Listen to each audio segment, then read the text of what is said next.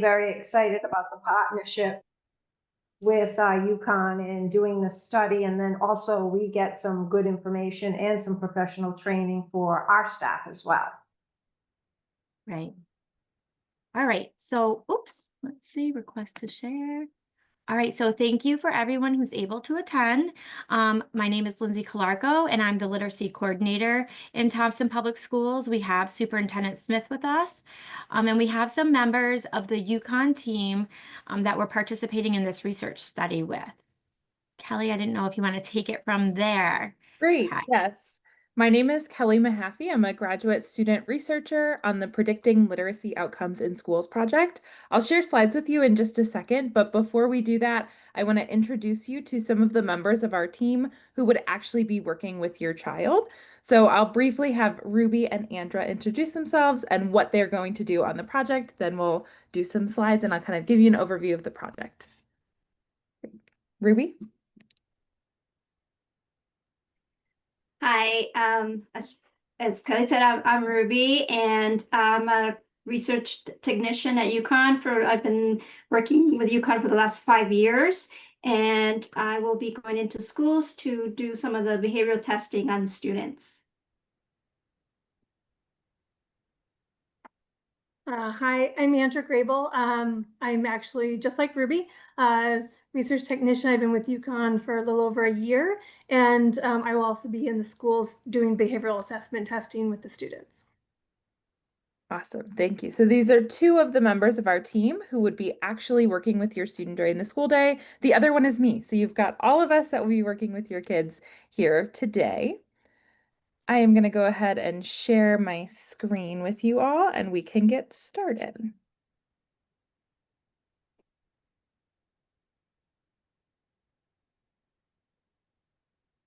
Awesome.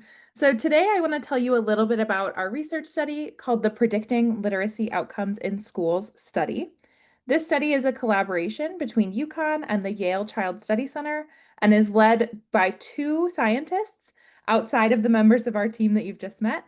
The first is Dr. Nicole Landy. She's a professor of psychology at the University of Connecticut and a faculty member at the Yale Child Study Center. The second is Dan Kleinman, and he's a faculty member at the Yale Child Study Center. Both of these individuals have been studying how kids learn to read. Dr. Landy has been studying this for more than 15 years now, and these questions have really kind of come from that long line of research. So the questions that kind of anchor our study today come from many years of trying to better understand how kids learn to read. So in our session today, I want to give you a sense of why we're doing the research that we're doing, and then what it would look like for your family if you chose to participate. So first, what is the goal of this research and what are we interested in learning? We're interested in identifying aspects of students' reading ability and their brain activity that predict growth in reading skill over time. So you might imagine a kid who is starting to learn to read, but learning to read is kind of tough. There are many components. You might guess that a child who has more of a kind of natural interest in reading would eventually become a better reader, in part because they have more practice, in part because they have a natural interest, whereas a child who did not have that kind of interest might lag behind their peer, even if they ended up at the same place. What we want to better understand in this study is what are the things that kids have when they're entering school or in younger grades that help us to predict how their reading will look, a grade later, multiple grades later, or even a kind of lifetime later. We do this with two kinds of data primarily. The first is information about how students read and what they understand about language. I'll kind of dig into that piece in just a bit. And the second is information about how their brain is actually working to process text. And that's where we'll spend the majority of our time today.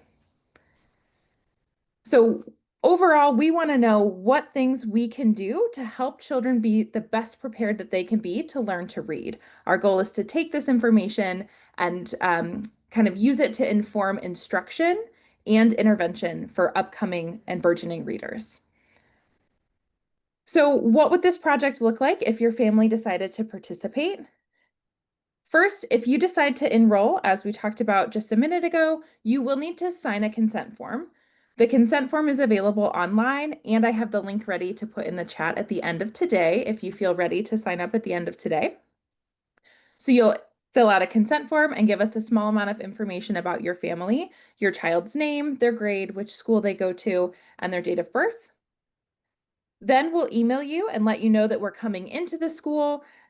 This is one of the components that we ask parents to help with, to just let your junior scientist or your child know that we'll be coming and getting them from class sometime in the next week, so that they're not taken off guard by the fact that we're in the school. And then during the regular school day, they'll be pulled out of class for 2 sessions. One of them is about an hour and a half long. And during this session, either Ruby or Andra will do some reading assessments. So we'll talk about what those are, but those are essentially short, fun reading games. They'll go back to class, and on a different day, they'll be pulled out of class to do EEG with me, and we'll spend most of our time today talking about what EEG is. And this session is slightly shorter, so it's about 75 minutes. Great. And the 2 components, the reading assessments and the EEG, happen once each semester for up to 4 time points, so up to 2 years total. So we'll come once in the fall, once in the spring, and if you're still willing to participate, again next year in the fall and the spring. Great. So to dig into these a little bit, what kinds of reading assessments do we use, and what kinds of skills are we trying to better understand how kids are doing on? This gives you a brief overview of the kinds of assessments that we do. So we're interested in things like phonological awareness. The questions are things like, say cowboy. Now say cowboy without saying cow.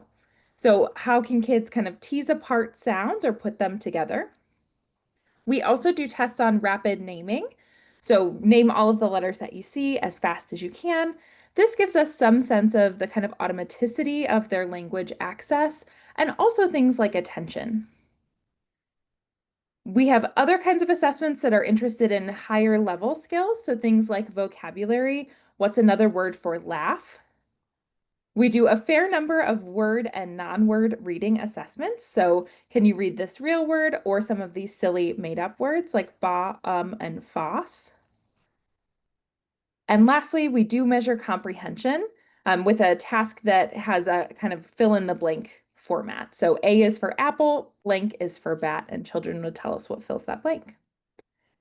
This is just a set of the assessments that we do, but these assessments allow us to really map what children know about reading and language with precision that often we don't have time to do in a regular classroom setting. And so we can look very precisely at how kids are, splitting apart versus putting together sounds. And maybe one of those 2 skills is particularly important, but not both. And so that's the kind of measures that we want, is measures that we can really tease apart with very fine-grained certainty how these skills are kind of building to future reading success.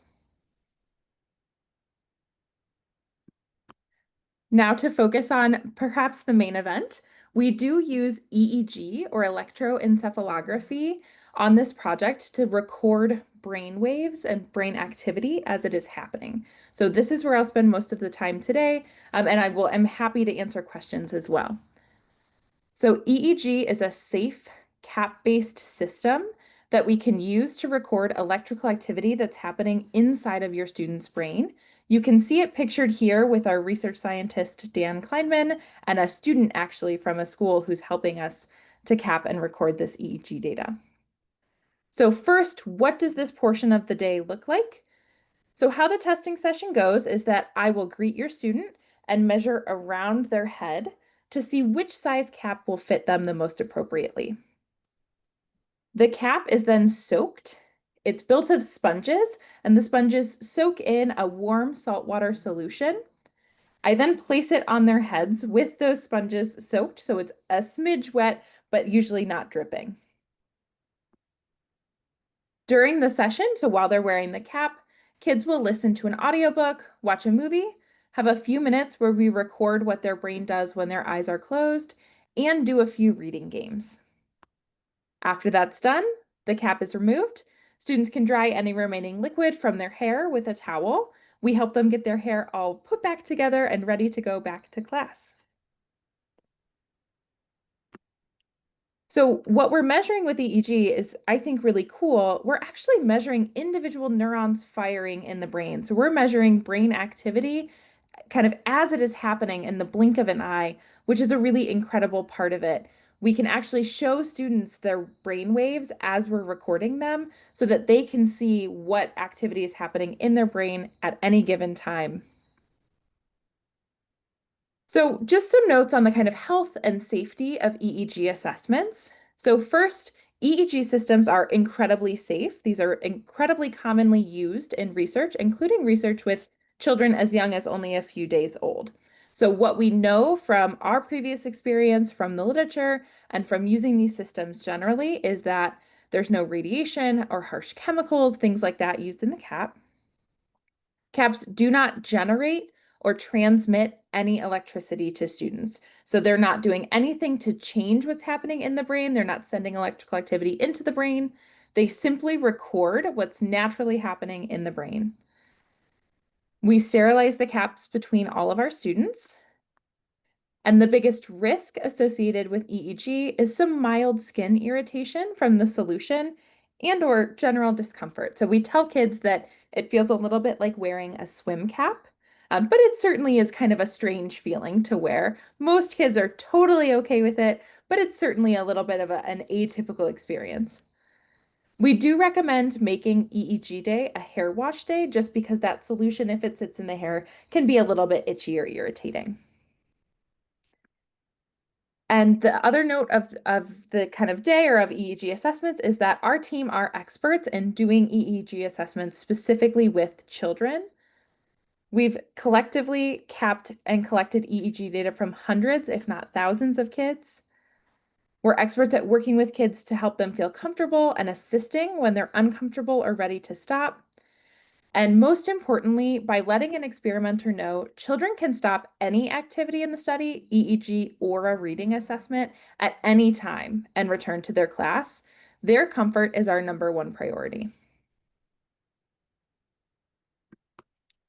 So what are the actual tasks that they're doing in EEG? Once we put the cap on, we're interested in how their brain is working to do different kinds of language processing. And so this gives you a brief overview of some of the things that they're going to be seeing and doing while they're wearing that hat. First, on the left, you see 2 of our reading assessments. In one of them, all that they do is look at some symbol strings. Some of them are words, and some of them are nonsensical symbols. And we're interested in how different the brain looks when it's looking at letters versus just other writing or symbols. In the second, on the bottom, you'll see an audio-visual task where they will see and hear letters. And they press a button when they see or hear one specific letter. This gives us some sense of how the brain is processing auditory versus visual information. On the right, you see some of the fun assessments that kids tend to particularly like. At the top, you see what we call a resting state assessment. This gives us some sense of what the brain is doing when it's kind of as close to asleep or at rest as we can get it.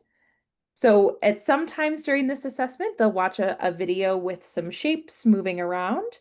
And at other times, we'll ask them to close their eyes for brief periods of time, about a minute at a time. And last, everyone's favorite, they do get to watch 2 short movie clips. These clips are usually from Finding Nemo or from Despicable Me. They're about 3 minutes a piece. And we use this information to try to understand how children direct attention, how they process language, and to see what the brain looks like when it's kind of flooded with stimuli. In total, kids will be with me for an EEG appointment for about 75 minutes, and that time includes the time to put the cap on, complete these games, take the cap off, and get back to class. So this is a quite short appointment.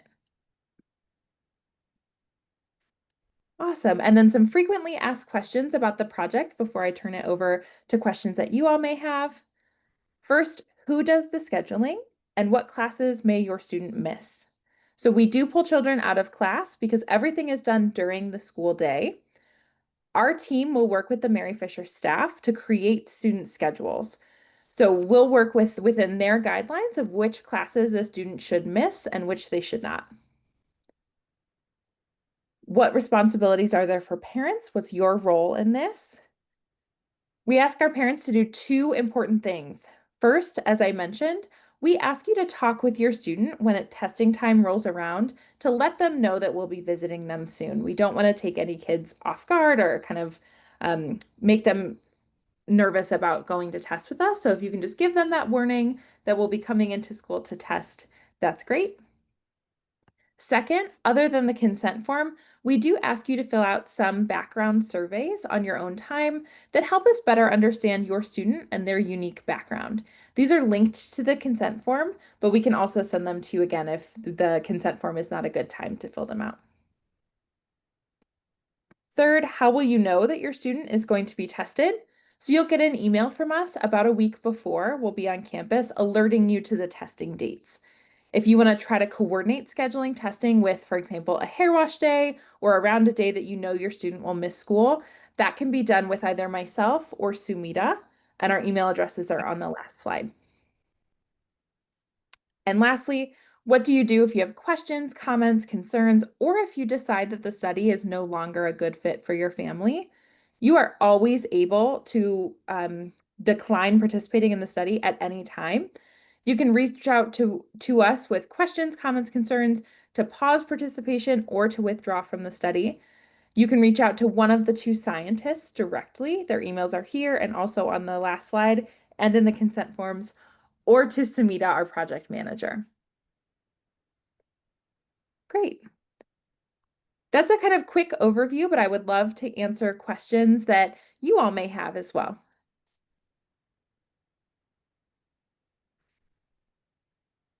So Kelly, what do you do with the data after you receive it? Is any of that data communicated back to the school? Yes, it is. So the reading assessments are communicated both to the school and to the parents themselves. So you get the data from the assessments. Schools get it in a slightly different format because I think more of that data is usable for schools.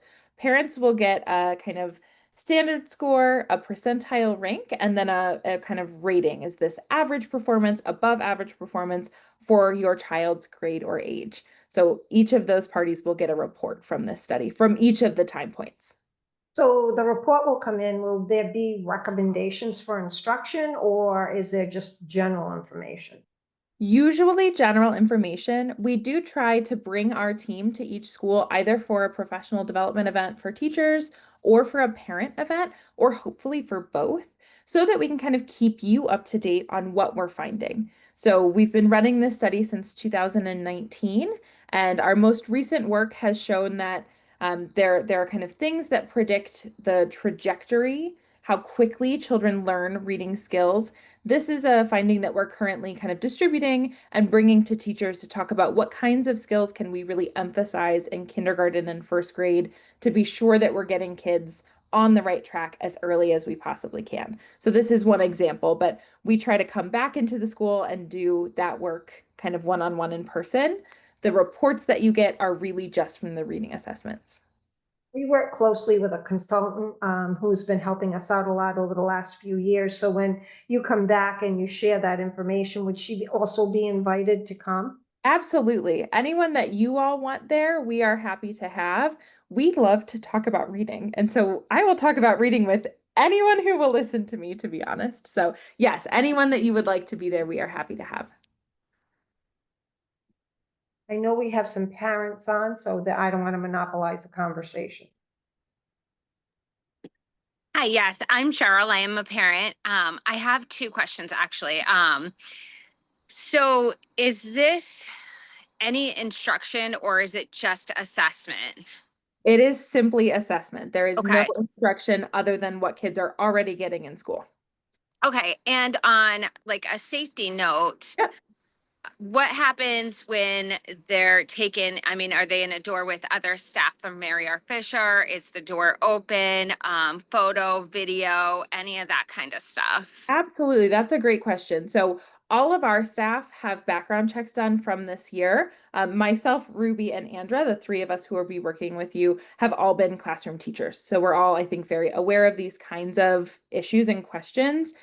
These safety issues are not only about the things that you mentioned, but also like fire drills, intruder drill, these kinds of things, it is an important thing to think about. So our typical setup is a room with a door that's closed, in part because of safety for things like fire drills or intruders, but also because of noise levels. We want things to be quiet so that children can perform the best that they can.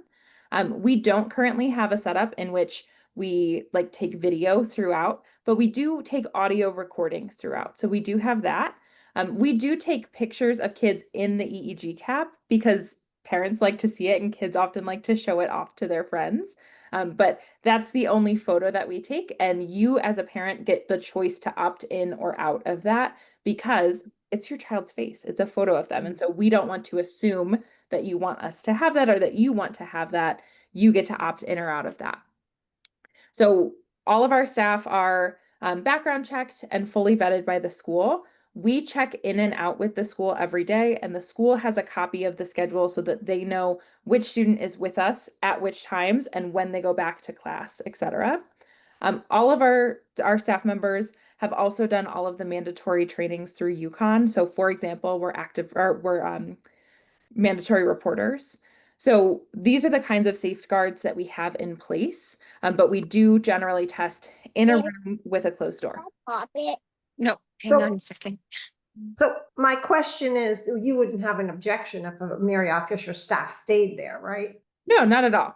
Not at all. The only thing that makes me nervous, and I think this is really kind of child to child, some kids don't do well with an extra person in the room.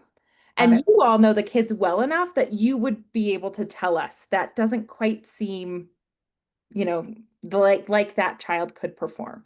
And so that's the biggest concern that we have, is that putting an extra person in the room might add a little bit of pressure and keep a child from performing their best. But we are super happy to do that, or to do something like video record.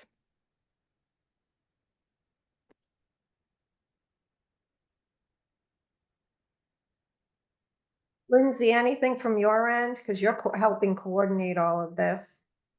I asked some questions before we started, but they were also covered, basically which tests and if the reports would be shared, which is helpful information for us. I will say that it's great to get this type of information for students because we don't always do this level of testing. So it gives the family a lot of information and also their teachers. And it's also exciting to be part of research that is predicting outcomes as we're using the research that's coming out now. So that research is so important to our practice. So, what we're doing here is going to help us as we're educating children down the road too. So thank you. And thank you, Kelly, and your group for coming to answer a lot of our questions that we had. Yes, great. I thought of one other thing that is an important caveat to our study. We cannot diagnose dyslexia in this study. So we are researchers, we are not licensed clinicians. And so to get a dyslexia diagnosis in the state of Connecticut, you do need to go and see a licensed clinician. We can, with the school, kind of talk with families about resources that you might make use of, but you can't take our assessments as a diagnosis. So that is one limitation that I think is important to kind of be clear about from the get-go. Awesome. Any other questions?